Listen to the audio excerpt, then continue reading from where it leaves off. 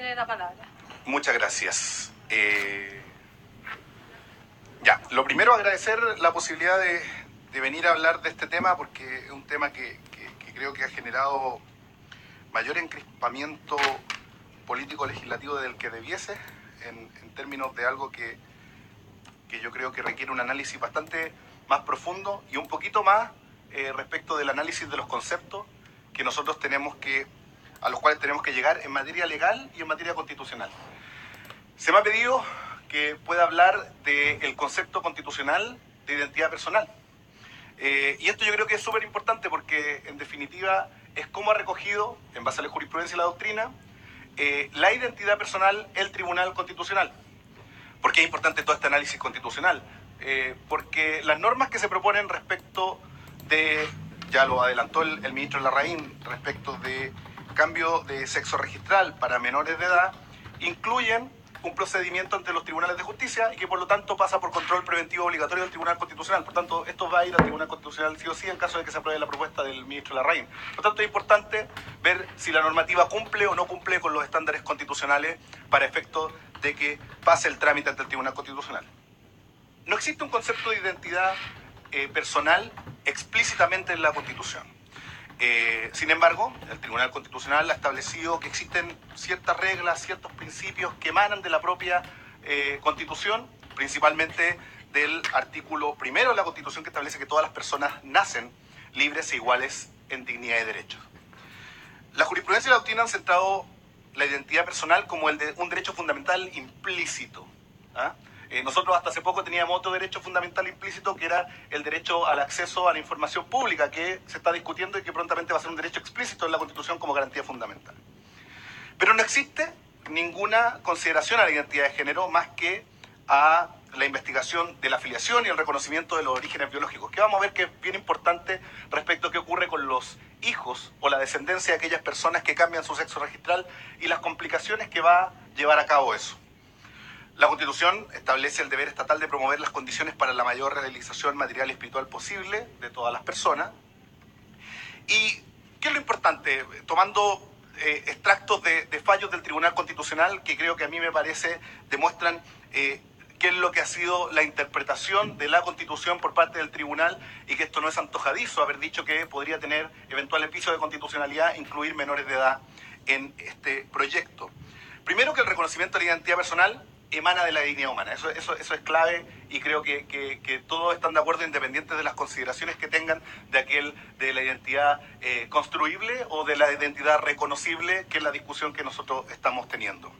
Y tiene derecho a ser ella misma, tiene derecho a ser inscrita inmediatamente después de que nace, y lo que dice el Tribunal Constitucional, lo primero, que es un derecho personalísimo.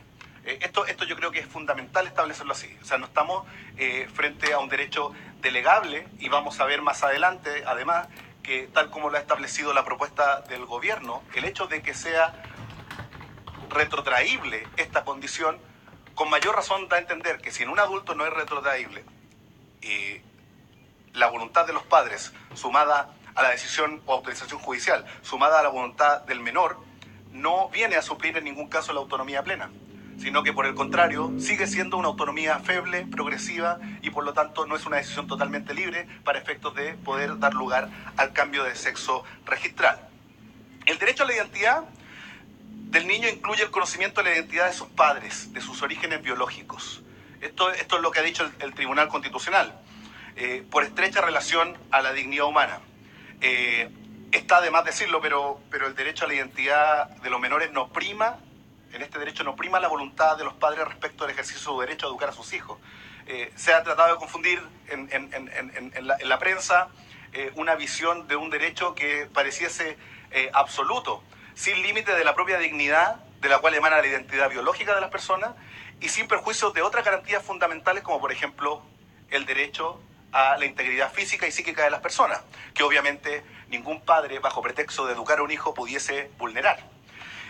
Por tanto, esta no es una colisión entre Estado y familia como conceptos constitucionales, es una colisión más de dignidad humana versus la decisión familiar, que es lo que debe primar, si la identidad biológica que emana de la dignidad humana o la decisión de las familias en tratar de suplir esta voluntad feble o progresiva y transformarla en una voluntad plena, que tal como hemos escuchado no se va a subsanar, puesto que en este caso existe el legislador exprofeso ha explicitado de que existe la posibilidad de un error y por lo tanto es reversible en caso de los niños. Existiendo la posibilidad de un error, por lo tanto, obviamente no suple en ningún caso la autonomía plena.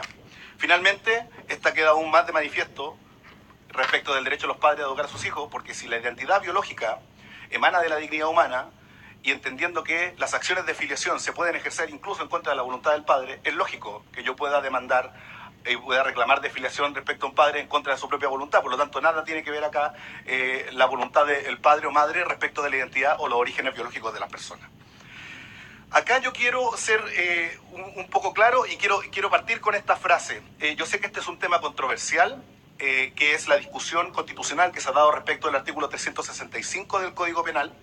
Sé que es materia de demanda por parte de las organizaciones LGTBI por mucho tiempo, pero quiero tomar esto solamente aplicado respecto a los conceptos de identidad personal, sin de ninguna manera criminalizar aquellas personas que quieren ejercer su identidad de género, ni tampoco patologizar de ninguna manera. Quiero aplicar porque a raíz de ese delito, que es el que sanciona al que accedería carnalmente al menor de 18 años de su mismo sexo, sin que medie las circunstancias de delito de violación o estupro, el Tribunal Constitucional se refirió a la identidad sexual.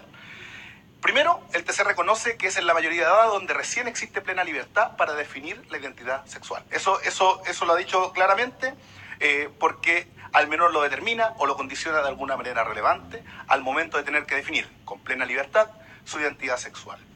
Y para el TC, los menores de 18 años o adolescentes respecto de la identidad sexual son considerados niños. Y esto es muy importante porque, en definitiva, cuando se refiere al interés superior de los niños, se refiere al concepto que ocupa la Convención de los Derechos del Niño, especialmente entendiendo que es todo ser humano menor de 18 años de edad. Por lo tanto, acá no existe diferenciación entre 14, 16 años, como pues lamentablemente no hemos tenido acceso a la propuesta del gobierno en texto para poder analizarla, pero obviamente acá no existe una diferencia que a todas luces parece caprichosa, parece antojadiza y que en definitiva no resuelve y no pasa el test de proporcionalidad ni el test de razonabilidad para vulnerar derechos fundamentales como el derecho a la identidad sexual.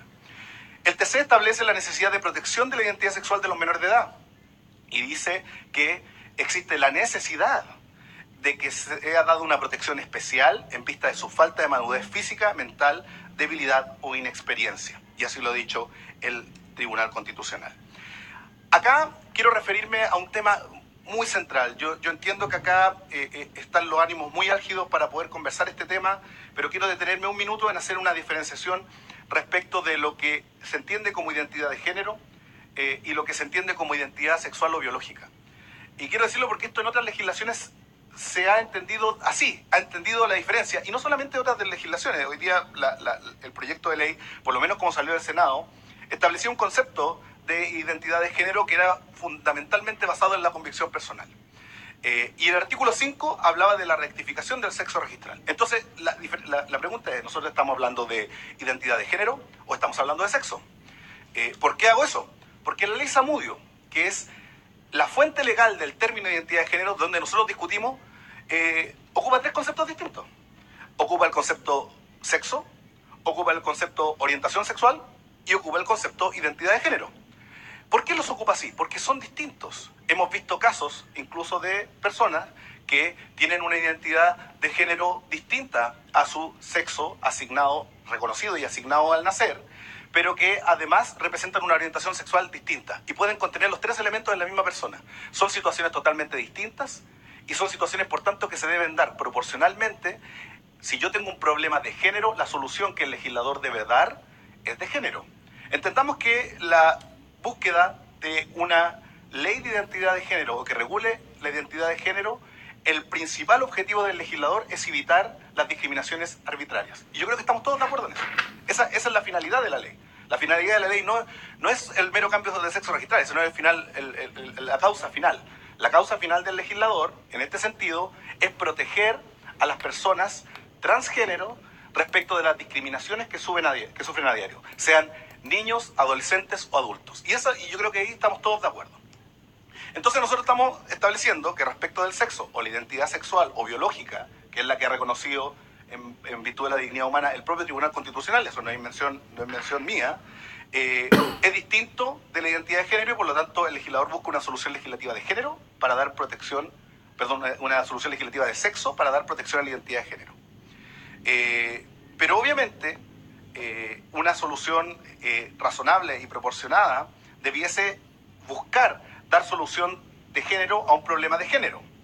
Y lo voy a decir que es lo que ha hecho, por ejemplo, Ecuador, que esta es una indicación que también presentó el diputado Macaya en la Comisión de Derechos Humanos de la Cámara, y que se discutió, y que era la posibilidad de entender dos registros distintos. Un registro de identidad sexual o de sexo reconocido y designado al nacer, y un registro de autodeterminación o registro de género. Y lo que busca esto es que voluntariamente las personas, lo dice en Ecuador a la mayoría de edad, y por una sola vez la persona por autodeterminación podrá sustituir el campo sexo por el de género en sus documentos de identidad. Yo entiendo que hay personas que les puede chocar que existan, por ejemplo, el sexo y el género en un documento oficial. Puede ser la alternativa de que exista solamente el género en un documento oficial o solamente el sexo en un documento oficial.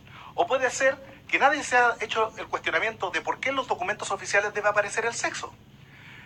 Específicamente nosotros pudiésemos dar solución a esto respecto del nombre social, porque ese es el problema definitiva, eliminando ciertos elementos que hoy día ponen barreras y que hacen discriminatoria ante las demás personas una situación como las personas transgénero. Proporcionalidad. El cambio de sexo registral, especialmente en menores de edad, constituye una vulneración tan severa a su identidad sexual, la cual no guarda proporcionalidad con el objetivo que se quiere alcanzar, que es proteger el derecho a la identidad de género. Hay una alternativa, como ya dije, que ya fue propuesta, que crear la creación de dos registros. Esto solucionaría inmediatamente los problemas de término de matrimonio. ¿Por qué se va a terminar el matrimonio si la consideración que se está haciendo es de género y no de sexo? Eso es lo primero. Lo segundo, permitiría que las personas trans fueran tratadas socialmente en virtud de su identidad de género, cumpliendo con el objetivo real del legislador, que no es cercenar la identidad sexual ni afectar los derechos de terceros, sino que proteger la no discriminación arbitraria de las personas en base a su identidad de género. El numeral 26 y el artículo 19 de la Constitución establece que los preceptos legales que regulen o complementen las garantías de la propia Constitución, entendiendo la identidad biológica como una garantía implícita de nuestra Constitución, no pueden afectar los derechos en su esencia, y por consiguiente toda regulación que aparenta un bien de protección no puede conllevar a la infracción de los derechos fundamentales. Razonabilidad. Sumado que no resuelve el problema de fondo, que es reconocer y proteger el derecho a la identidad de género sin discriminaciones, ese es el objetivo del legislador en este proyecto de ley. Las edades propuestas para menores de edad, sean 14 o 16 años, han nacido producto de la negociación política, no de un estándar de razonabilidad que excluya una decisión meramente caprichosa del legislador. Ya señalamos que el Tribunal Constitucional ha establecido que cualquier menor de edad es un niño, para efectos legales y constitucionales, y para efectos de cuidar este interés superior. Y no solo en base a la legislación nacional, sino que la propia Convención de Derechos del Niño. Asimismo, y fue bueno poder escuchar las propias organizaciones, han establecido que el primer discriminador muchas veces está en su propia casa. Son los propios padres, por lo tanto, obviamente, hay una contradicción en aquellos que proponen que sean los padres los que tomen la decisión, siendo que son los padres los que han dicho las propias organizaciones que son los que discriminan a sus propios hijos cuando hacen esta transición. Lo otro, que un cambio jurídico registrar en un menor de 14 o 16 años, en plena enseñanza media, puede terminar siendo aún más perjudicial socialmente para el menor, pues el cambio es para producir efectos antidiscriminatorios. Un menor de 14 o 16 años de edad va a sufrir más bullying si entre medio de su enseñanza media sufre un cambio a que, por ejemplo, si lo sufriera antes. El diputado Belolio hacía alusión a la más tierna infancia. ¿Por qué entonces 14 años y no la más tierna infancia? Para que llegue, obviamente, a la adolescencia con ya esto un poco más resuelto. Lo anterior obviamente nos deja en una paradoja, si es el problema.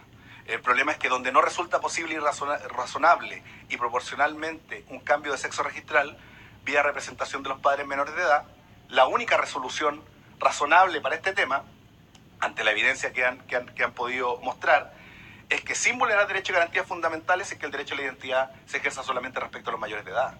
Porque si no vamos a estar en una paradoja ad eternum. vamos a seguir discutiendo respecto a cuál es la edad que hay que bajarlo. ¿Por qué se definió a 14 o 16 años de edad?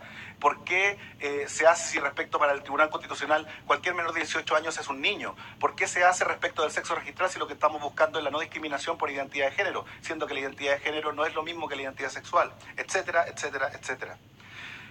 Quiero tratar también respecto a la colisión de derechos con terceros. El derecho a conocer el padre-madre biológico, que es donde se fundamenta la doctrina del Tribunal Constitucional para reconocer la identidad personal.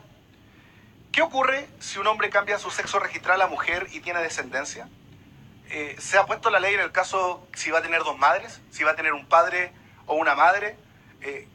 Respecto de la reserva del acto de cambio de sexo registral, ¿el hijo va a poder conocer o no va a poder conocer quién era su padre o quién era su madre respecto a sus orígenes biológicos? Ahí esa duda no se resuelve. Y no se resuelve principalmente porque estamos hablando de un cambio de sexo registral en vez de un cambio de género. Los exámenes médicos, bueno, ya me voy a remitir a lo que dijo la doctora que me antecedió respecto a que no son para patologizar ¿cómo se llama? Una realidad, sino que por todo lo contrario, es para encontrar y dar cuenta de que la persona ha manifestado su voluntad de manera libre y espontánea. Es eso, es demostrar que no cuenta con otra patología y que por lo tanto es una persona que en sus plenas condiciones va a poder tomar una decisión a este respecto. Y respecto al derecho a retractación tiene dos consecuencias. Primero, es un reconocimiento explícito del legislador de que la voluntad de los padres no suple la falta de autonomía plena del menor de edad. Y B, ¿qué ocurre respecto de terceros que celebraron actos o generaron obligaciones jurídicas en el tiempo intermedio? Matrimonio a los 16 años de un menor que se realizó cambio de sexo registral, por ejemplo. ¿Qué pasa con sus hijos? Todos estos problemas ocurren porque el legislador decidió una medida no proporcional ni razonable para proteger la identidad de género, que es cambiar el sexo registral. Me pidieron además hablar respecto del matrimonio, 2 o 3 palabritas respecto a esto. Es una discusión que se dio bastante en el Senado, principalmente por las diferencias que establecía entre el matrimonio y el acuerdo de unión civil.